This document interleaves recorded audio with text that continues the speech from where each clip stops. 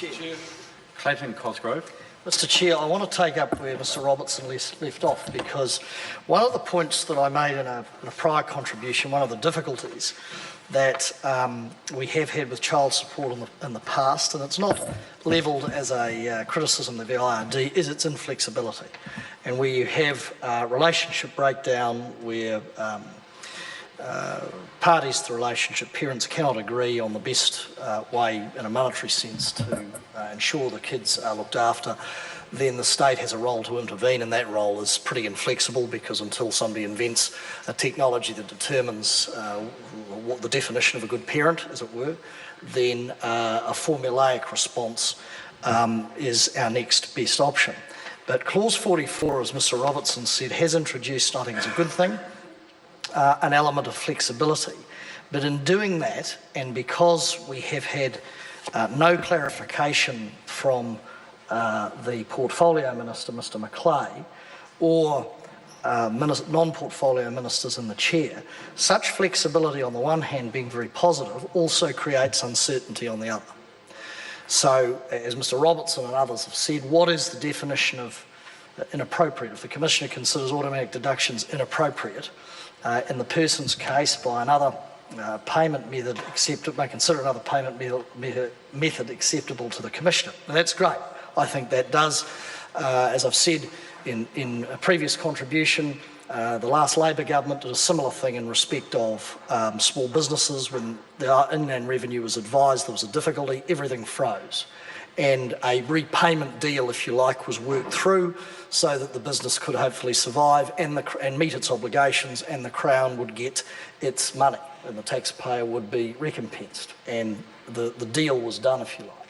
Now, on the surface, it may well be that this provides similar benefit, ensuring the liable parent meets their obligation, which is paramount, but ensure that it can be done in such a way where they're not buried in penalties. Now, the question is, this is a good thing, but as Mr Robertson has said, it would be helpful if we could get some clarification around definitions. What does appropriate mean? Is it finger in the air? Is it the amount of income that somebody receives? It could be a multitude of things, because it puts the Commissioner, I would have thought, whilst you don't want to overly define it, because that's actually defeating the purpose of the nature of flexibility, but I would have thought that there would need to be, at least on the record of the House, which is often quoted in courts in New Zealand, some sort of clarification as to the parameters of what would be considered appropriate or not. Otherwise, it just simply becomes arbitrary. And I see, if you go to the regulatory impact statement around this particular issue, sir, on page 8, the objectives. The objectives of this section, of course, are to reduce child support debt, reduce implementation costs of reforms. Well, I have to say that's come a gutser completely, given the blowout that's occurred, but we'll write that one off for the moment, and improve the fairness of the child support scheme so that it reflects social and legal changes which have occurred since its introduction in 1992, and promote indeed the welfare of the children, in particular by recognising, I should say, that children are disadvantaged when child support is not paid or not paid on time. Now, the question is the payment of child support on time. Is that going to be, because often payments are made, but there is substantial delay, often for genuine reasons, often for reasons of unfair leverage from one partner on the other, and a whole range of other things. But is that going to be considered in terms of the factors that the Commissioner would consider in respect of altering automatic payments? I think these are really important issues that will end up, I suspect, challenged in court. And as I say, courts, Hansard is used as evidence in court from time to time.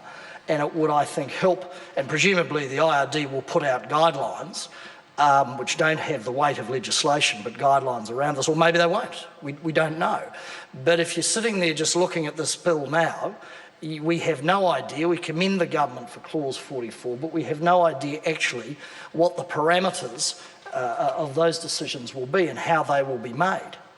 Will it be a set of criteria drawn up by officials and put to the Commissioner? Will the Minister have any role in that? I presume not, because the Commissioner is independent.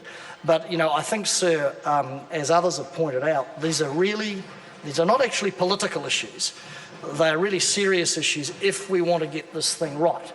And child support has been and continues to be, Sir, extremely complicated. So we look forward to some of those answers. Mr. Chair. Mr. Chair. Stuart Nash. Thank you very much, Mr.